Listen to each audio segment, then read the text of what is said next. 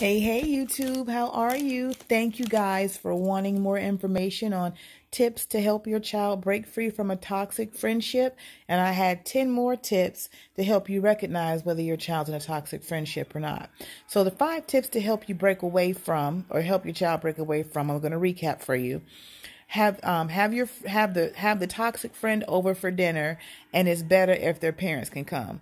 I told y'all earlier, I don't think that'll work because that conversation would not go well, okay? Not when it comes to my kids anyway, because I've been wanting to fight people about my children. I'm too cute to go to jail, okay?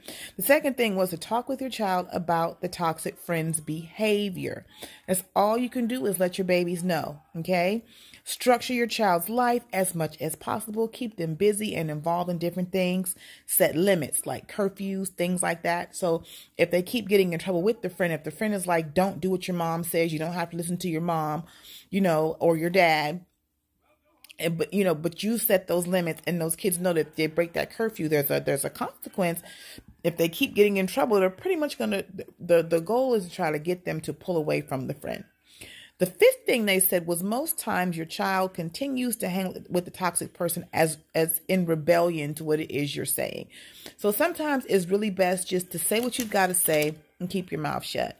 Don't try to make them stay away from them or whatever, because at the end of the day, you can't make your babies do anything. Now, the 10 tips I promised you with, I'm going to go pretty quickly because I don't want the video to be crazy long. 10 tips to help you recognize if your child is in a toxic friendship. Tip number 1. If they're totally obsessed with pleasing the friend, that means the balance of power has shifted and your child is being used by that person. The second thing they said is to watch how the friend treats their parents or any adult. If they treat any adult with disdain, that means that they have an issue with authority. The third thing that they said to look for was if the new friend does not abide by your child's rules. Like if your baby feels uncomfortable doing certain things, or if there are things that need to be done and that the kid's like, no, you don't have to. Like that is a telltale sign. 4th thing is if that person teases or belittles your child in any way, right? The 5th thing is if that friend tries to get your child to act rude or disobedient at school. And I wouldn't even say so much at school, but just in general. Okay. The 6th thing is if the friend wants to keep secrets all the time.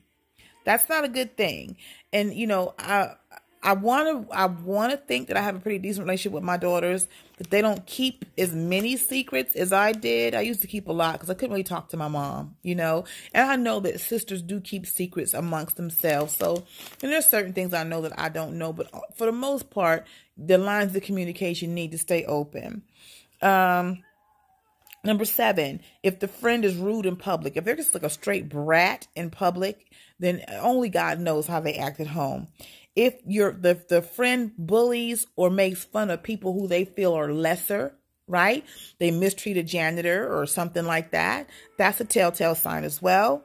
Let me see. If they're angry outbursts, just like being angry for no reason at all and taking frustrations out on your child or people around them, that's a telltale sign. And number 10 is if your child, him or herself, begin to act out, if they're belligerent, if they start swearing, if they're rude, if you, especially if you cannot account for the behavior being learned at home.